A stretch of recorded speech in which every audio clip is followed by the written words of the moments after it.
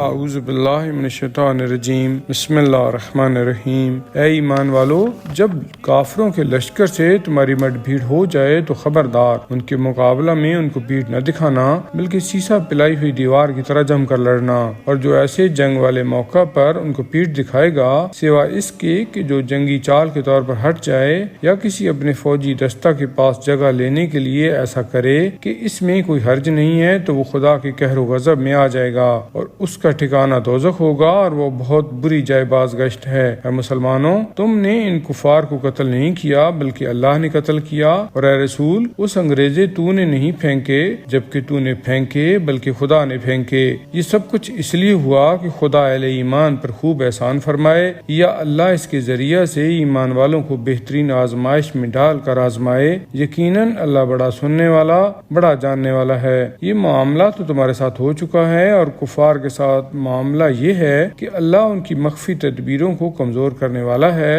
اور اے کفار مکہ، اگر تم فتح مندی کے طلبگار ہو کہ جو حق پر ہے اور اس کی فتح ہو، تو مسلمانوں کی فتح تمہارے سامنے آ گئی، اور اگر تم اب بھی جنگ و جدال سے باز آ جاؤ تو یہ تمہارے لیے بہتر ہے، اور اگر پلٹ کر پھر وہی شرارت کرو گے تو ہم بھی وہی کریں گے، مسلمانوں کی نصرت کریں گے اور تمہیں سزا دیں گے، اور تمہاری جمعیت چاہے کتنی زیادہ ہو تمہیں کوئی فائدہ نہ دے گی، بے شک اللہ ایمان والوں کے ساتھ ہے۔ اے ایمان والو، اللہ اور اس کے رسول کی اطاعت کرو اور اس سے روگردانی نہ کرو، حالانکہ تم آواز حق سن رہے ہو، اور ان لوگوں کی طرح نہ ہو جانا جو کہتے تو ہیں کہ ہم نے سن لیا، حالانکہ دراصل وہ کچھ بھی سنتے سناتے نہیں ہیں۔ بے شک اللہ کے نزدیک سب جانوروں سے بدتر جانور وہ انسان ہیں جو بہرے گونگے ہیں، جو عقل سے ذرا کام نہیں لیتے۔ اگر اللہ جانتا کہ ان میں کچھ بھی بھلائی ہے تو ضرور انہیں سنوار دیتا، اور اگر اس بھلائی کے بغیر انہیں سنوارتا تو وہ بے رخی کرتے ہوئے پیٹھ پھیر دیتے۔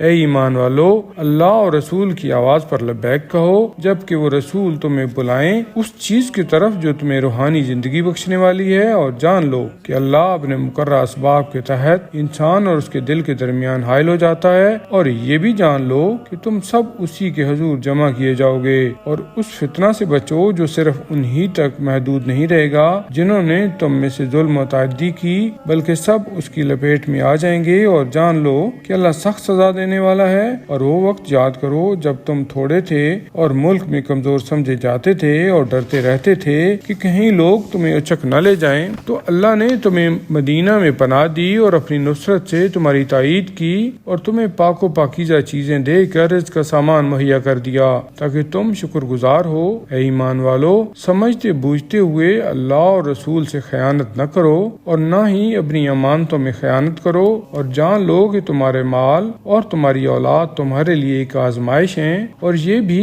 کہ اللہ ہی کے پاس بڑا اجر ہے۔ اے ایمان والو، اگر تم تقوی الہی اختیار کرو تو خدا تمہیں حق و باطل میں تفرقہ کرنے کی قوت و صلاحیت عطا فرمائے گا، اور تمہاری برائیوں کو ڈھانپ لے گا، یعنی پردہ پوشی کرے گا، اور تمہارے گناہ بخش دے گا، اور اللہ بڑا فضل و کرم والا ہے۔ اور اے رسول، وہ وقت یاد کرو جب کافر آپ کے خلاف منصوبے بنا رہے تھے کہ آپ کو قید کر دیں یا قتل کریں یا شہر بدر کر دیں، وہ بھی تدبیریں کر رہے تھے اور اللہ بھی تدبیر کر رہا تھا، اور اللہ بہترین تدبیر کرنے والا ہے۔